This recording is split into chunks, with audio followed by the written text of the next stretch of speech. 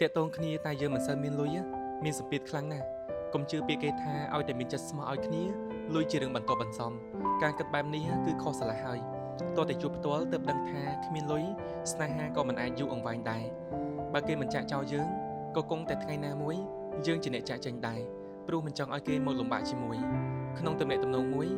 យើងមិនសូវមានលុយកាក់ច្រើនណាទោះគេមិនទាមទារអីក៏ដោយក៏យើងមានអារម្មណ៍ថាខ្មាស់ខ្លួនឯងដែរតែញ៉ាំអីមិនដែលហ៊ាននាំគេចូលកន្លែងថ្លៃហើយថែមទាំងចេញលុយស្មើគ្នាទៀតទាំងតែក្នុងចិត្តគឺចង់ប៉ាគេខ្លាំងតែមើលគាត់ម្ដងសឹងតែគ្មានលុយទិញ popcorn ថ្ងៃខួបកំណើតគេ